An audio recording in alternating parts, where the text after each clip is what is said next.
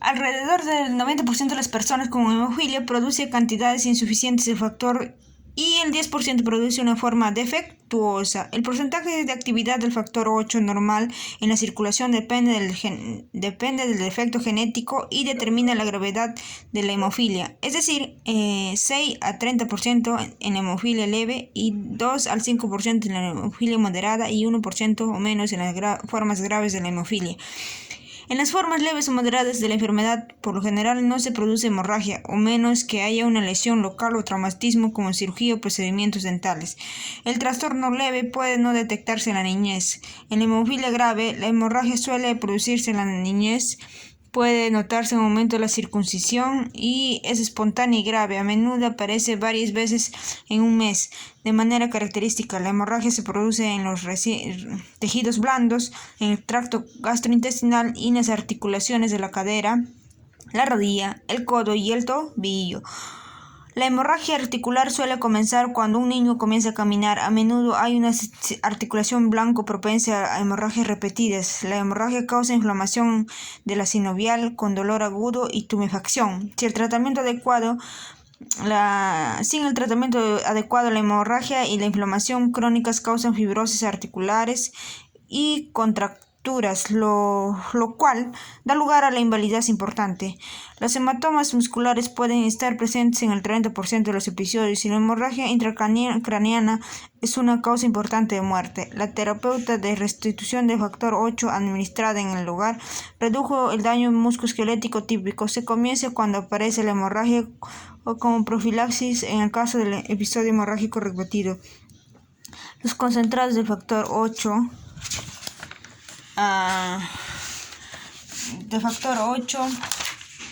altamente purificado y factor 9 preparados a partir del plasma humano son los productos de restitución habituales para las personas con hemofilia grave. Antes de que se probara la sangre para enfermedades infecciosas, estos productos se preparaban a partir de muestras de donantes múltiples y tenían un riesgo alto de exposición a virus de la hepatitis y SIDA. Entre el 60 y 70% de las personas tratadas con productos derivados del plasma más viejos desarrollaron VIH o hepatitis crónica B o C, lo cual conduce a complicaciones como sarcoma de Kaposi, linfoma de Hodgkin, cirrosis o carcinoma hepatocelular. En la actualidad, la detención sistemática eficaz de donantes y el desarrollo de procedimientos de purificación e inactivación virales proporcionan un producto más seguro. El factor 8, producido por tecnología de ADN recombinante, está disponible desde comienzos de la década de 1990 y no tiene el potencial de transmitir enfermedades virales. Sin embargo, su costo elevado impide su uso extenso. El desarrollo de anticuerpos inhibidores del factor 8 recombinante es aún una complicación importante de tratamientos. Entre el 10 y 15% de las personas tratadas producen títulos elevados de anticuerpos. La tasa de producción de anticuerpos para la producción de derivados de plasma es casi la misma.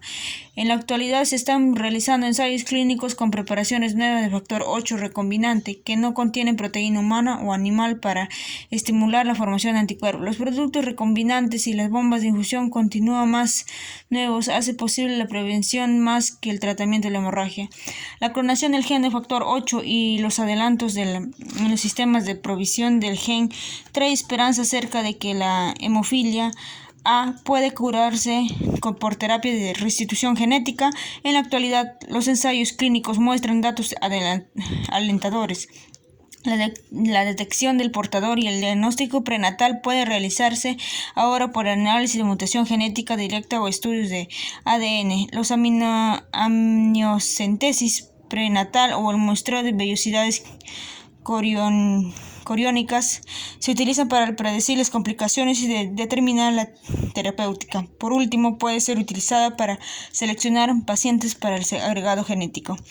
Enfermedad de Boll-Willebrand. Esta enfermedad Se suele diagnosticarse en la adultez. Es el trastorno hemorragíparo hereditario más común. Es transmitido como un rasgo autosómico y se produce por deficiencia o un defecto de WF.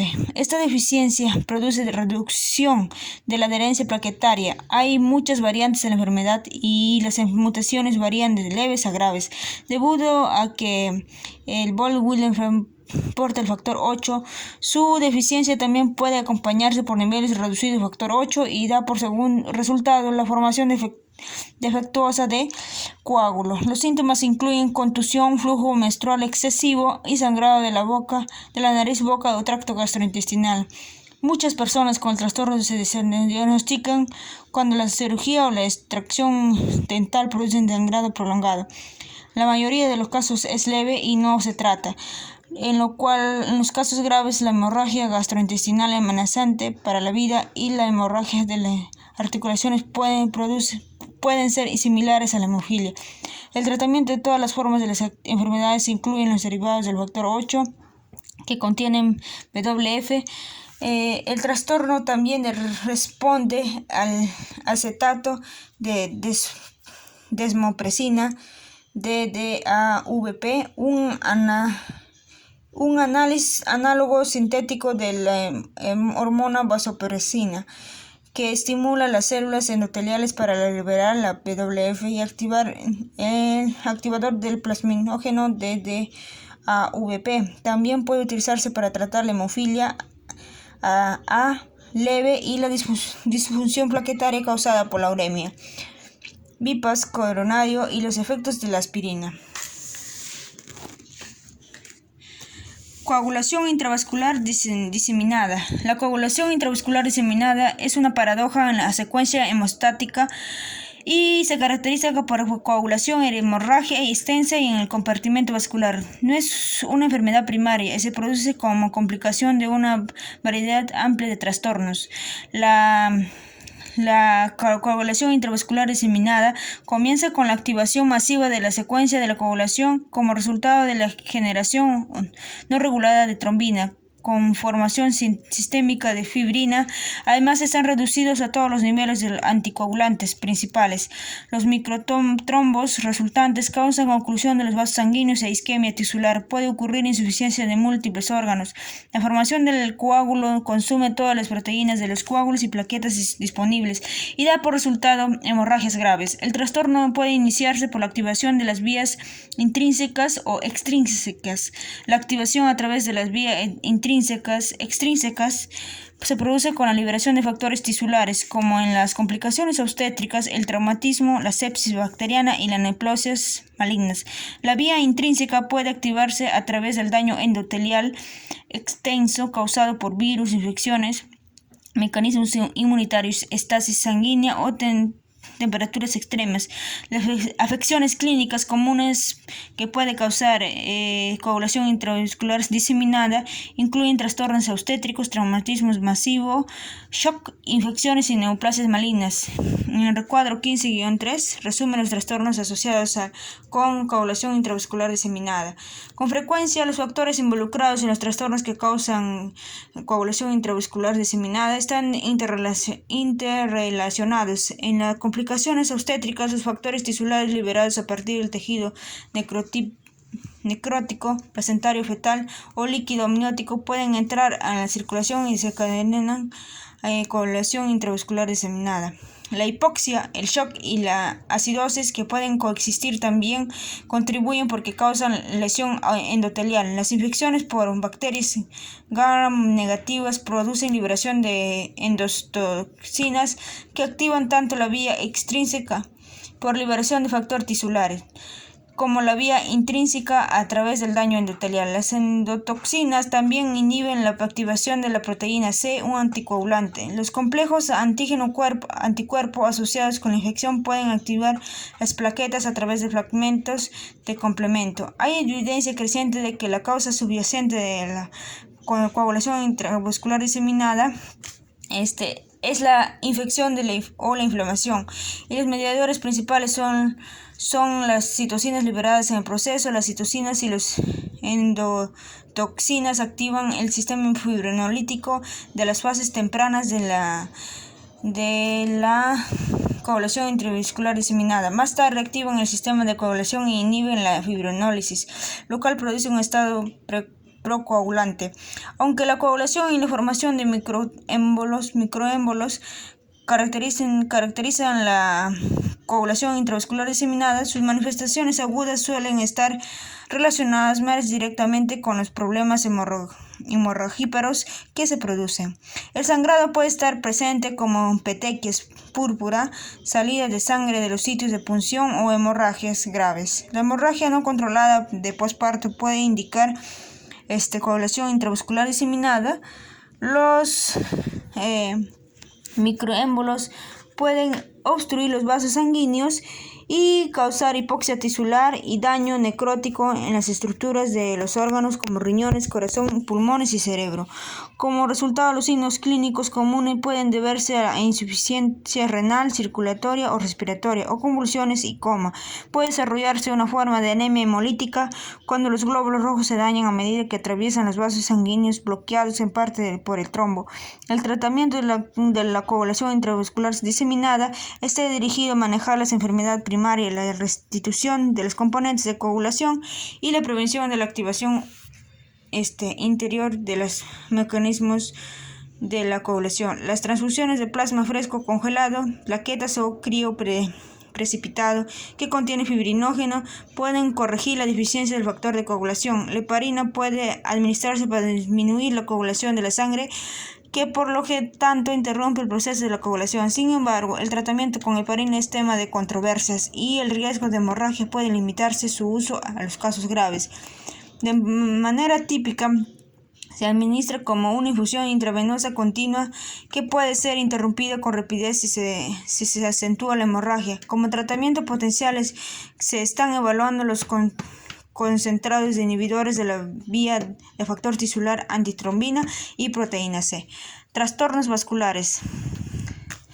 La hemorragia de los vasos sanguíneos de calibre pequeño pueden ser resultado de trastornos vasculares. Estos trastornos pueden deberse a paredes vasculares extraturalmente débiles o al dañado de los vasos por respuestas inflamatorias o inmunitarias.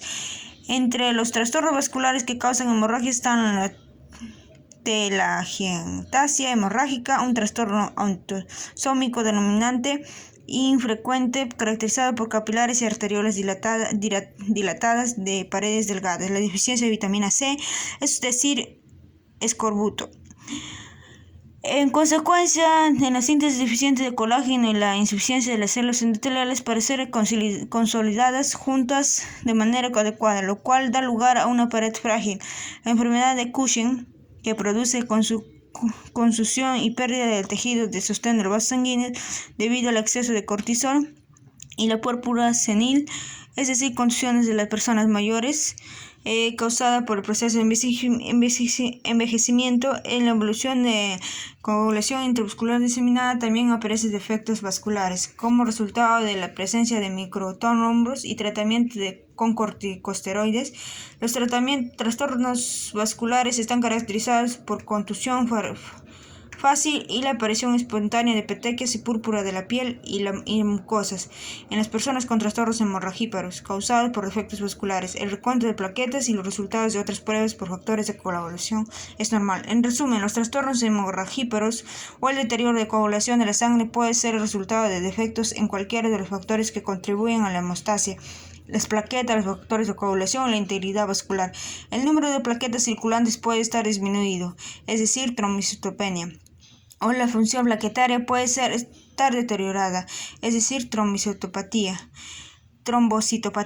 El deterioro de la coagulación puede ser resultado de las deficiencias de uno o más de los factores de coagulación conocidos. Las deficiencias pueden originarse por síntesis defectuosa, es decir, enfermedad hepática o deficiencia de la vitamina K. Enfermedades congénitas, es decir, hemofilia A o enfermedad de Boll-Willebrand, o aumento del consumo de factores de coagulación, el CIT.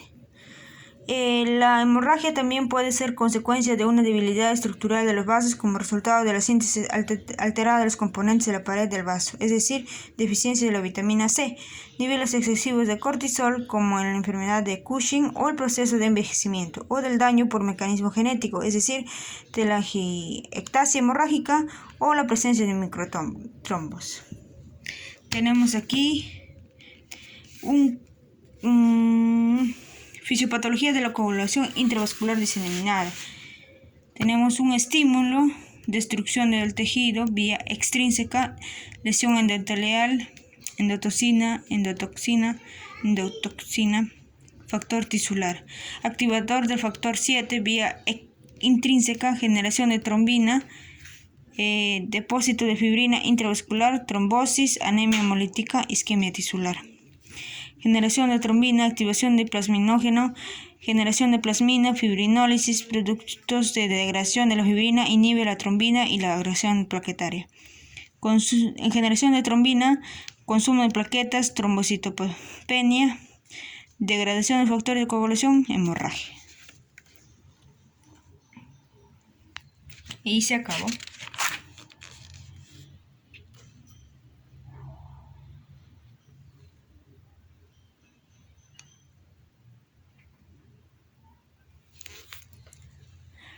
Trastornos asociados con coagulación intravascular diseminada. Tenemos trastornos obstétricos, neoplasias malignas, infecciones, shock, traumatismo o cirugía, trastornos hemáticos. Y están las páginas, referencias. Eso sería todo, chicos. Los quiero mucho, mucho, mucho, mucho. Dios los bendiga. Y si estoy ayudando a alguien, sería muy lindo. Dios los bendiga. Luchen y por el desarrollo mental. Ustedes compiten con ustedes.